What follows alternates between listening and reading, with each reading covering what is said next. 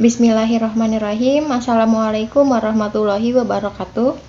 Kami dari kelompok 6 yang beranggotakan saya sendiri Aprilia Agustiningrum dan rekan saya Indriani. Di sini kami akan membagikan materi dari buku yang telah kami bedah. Buku tersebut berjudul Handbook of Psychodiagnostic Testing dan kami akan membahas mengenai poin intellectual functioning subtest and scatter analysis. Baik, langsung saja kita mulai. Intellectual Functioning Subtest and Scatter Analysis. Bab ini menyajikan pengembangan lebih lanjut dari bagian laporan yang sesuai dengan analisis fungsi intelektual. Secara keseluruhan, bab ini dan bab sebelumnya menawarkan gambaran yang komprehensif sarana pengorganisasian bagian laporan yang merinci struktur kognitif dan fungsi intelektual yang mengintegrasi domain-domain ini dengan struktur kepribadian subjek. Baik, poin pertama yang akan kita bahas yaitu mengenai estimating potential levels of intellectual functioning. Analisis dan diskusi tentang potensi kapasitas intelektual, pasien harus berfokus pada faktor-faktor yang mengganggu ekspresi potensi ini. Perkiraan potensi intelektual dapat diturunkan dari menganalisis pengalaman yang mengganggu fungsi intelektual. Pengalaman yang menghambat ini mungkin memiliki beberapa sumber, misalnya efek dari variabel-variabel seperti konflik emosional, kecemasan yang mengganggu, gangguan organik, pengkondisian budaya, kurangnya stimulasi intelektual konvensional, dan penurunan peluang untuk saling mempengaruhi. Salah satu dari variabel ini dapat mempengaruhi IQ, skor secara signifikan. Kapanpun mereka ditemukan relevan adalah tepat untuk menganalisis pengaruhnya dan mendiskusikan temuan ini sebagai bagian dari laporan keseluruhan fungsi intelektual dan kognitif dan IQ. Analisis ini memungkinkan pembaca laporan untuk memahami potensi pasien dan hambatannya sehingga keputusan konstruktif tentang tujuan dan penempatan orang tersebut dapat dibuat. Dari data yang dikumpulkan dalam penyelenggaraan tes intelijensi termasuk IQ score, skor subtest, dan perhitungan yang melibatkan skor ini, ada beberapa cara untuk memperkirakan potensi pasien. Yang pertama yaitu ada intra-subtest scatter. Analisis pencar intra-subtest melibatkan psikolog dalam tinjauan semua tanggapan dalam subtest yang diberikan. Target perhatian adalah penilaian konsistensi, kesenjangan dalam akurasi dan penilaian dan variasi antara tanggapan. Intervensi dengan fungsi intelektual menimbulkan pertanyaan untuk menentukan variabel yang terlibat dalam mengurangi potensi pasien. Klarifikasi poin ini sangat membantu untuk sumber rujukan. Misalnya, jika skor subjek buruk dengan konsep aritmatika mudah dan kadang-kadang lebih baik daripada item yang lebih sulit, satu hipotesis akan menyarankan efek gangguan kecemasan dan ketegangan pada kinerja pasien. Temuan serupa pada subtest terkait seperti tes digit span atau digit simbol coding akan membantu mengkonfirmasi ketegangan ini. Sumber gangguan lain yang menghasilkan perbedaan antara skor yang diperoleh dan fungsi potensial pada setiap subtest yang diberikan dapat berasal dari proses yang terkait dengan kondisi diagnostik. Intervensi yang disebabkan oleh gangguan organik dapat mempengaruhi skor dengan cara yang sama. Misalnya, toleransi frustasi yang buruk mungkin mengambil bentuk penolakan impulsif dari sebuah pertanyaan, diikuti oleh periode tenang di mana item yang lebih sulit pada subtest yang sama ditangani dengan lebih efektif. Yang kedua yaitu quality of responses. Pendekatan kedua untuk mendekati perkiraan potensi intelektual maksimal adalah analisis isi tanggapan terhadap item subtest. Misalnya, meskipun skor keseluruhan subtest mungkin rendah, mencerminkan pencapaian yang buruk, tanggapan terhadap bagian-bagian dalam subtest mungkin sebaliknya menunjukkan kecerdasan yang lebih canggih daripada skor sebenarnya dari subtest. Seperti yang diungkapkan melalui penggunaan bahasa yang kompleks, simbolisasi atau abstraksi. Seringkali gambaran kekuatan dalam kegagalan ini dapat terjadi karena pengkondisian budaya atau pengalaman yang tidak menguntungkan. Pengkondisian atau pengalaman seperti itu dapat mengganggu ekspresi atau ketekunan individu sehingga kualitas respon tidak diterjemahkan ke dalam keberhasilan yang dapat dinilai. Individu yang belum terpapar pada orientasi pencapaian, melainkan telah dikondisikan secara budaya untuk menghindari perjuangan verbal atau ambisius, akan sangat diuntungkan dengan analisis semacam itu. Dengan demikian, sumber rujukan yang berada dalam posisi untuk merekomendasikan pengobatan atau penempatan akan dapat memahami bahwa sifat pencapaian pasien yang tidak memadai pada akhirnya terletak pada pengaruh budaya eksternal dan tidak mencerminkan ketidakmampuan bawaan.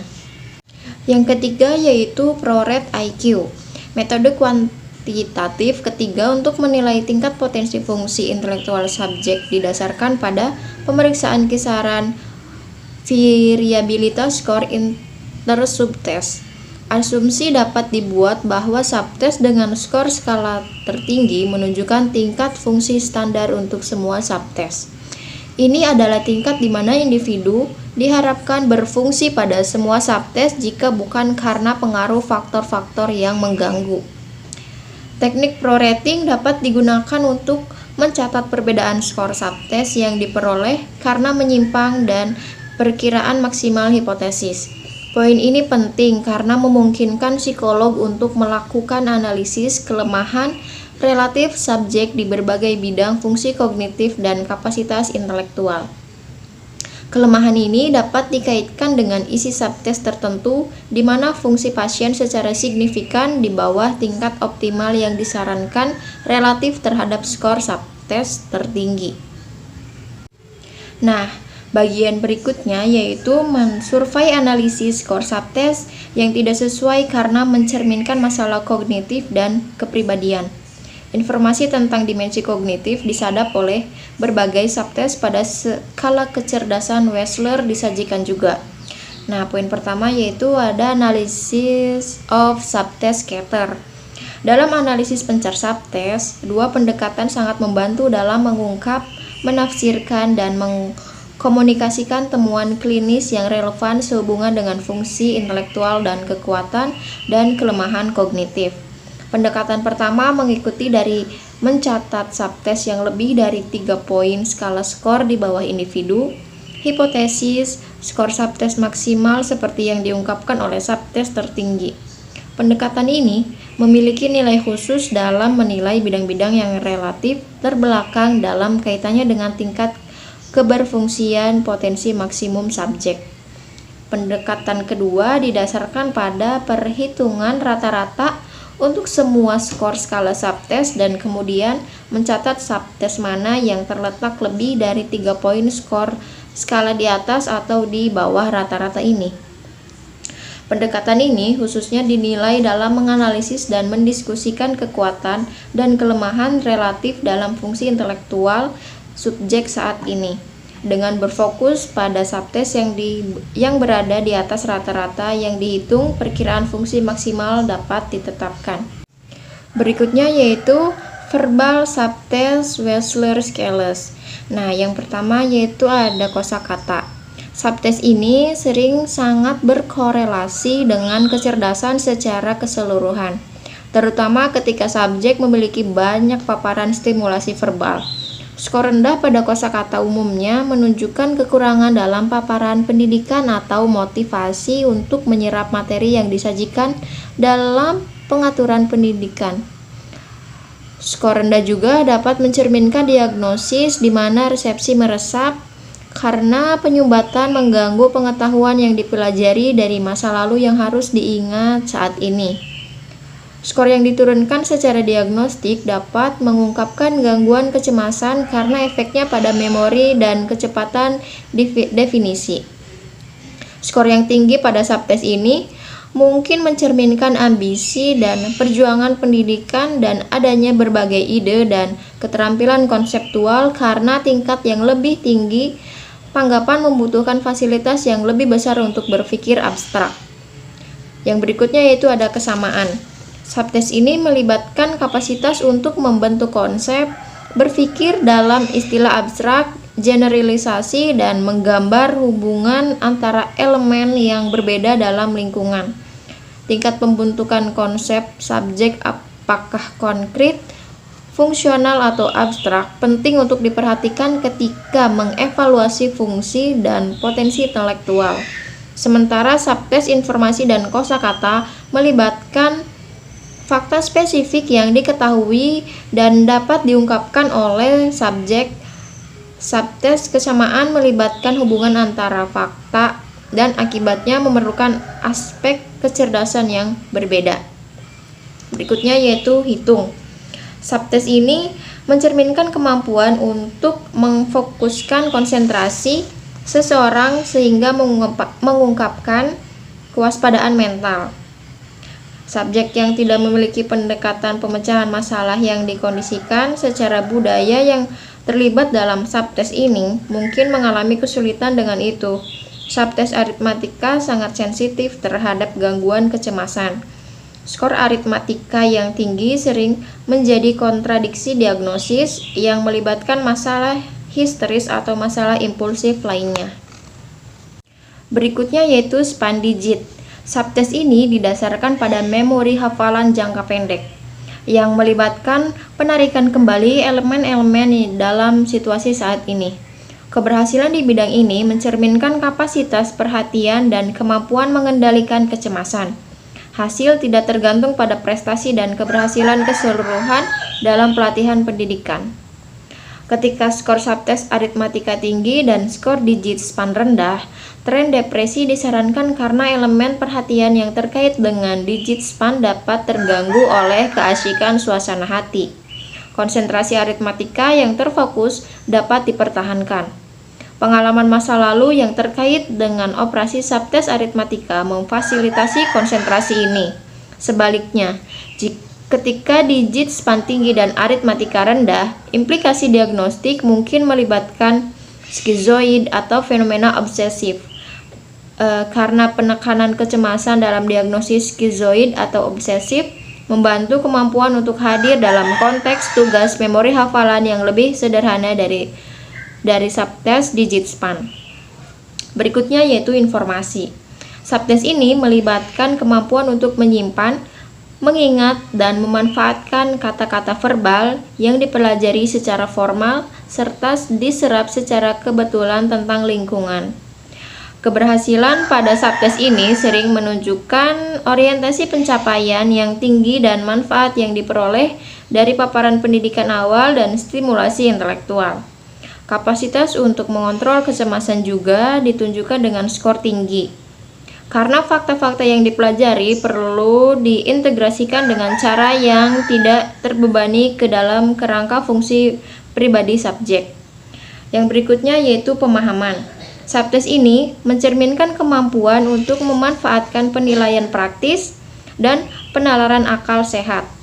Skor tinggi menyiratkan bahwa subjek mengelola dengan nyaman dalam keadaan sehari-hari, bahkan tanpa paparan akademis formal.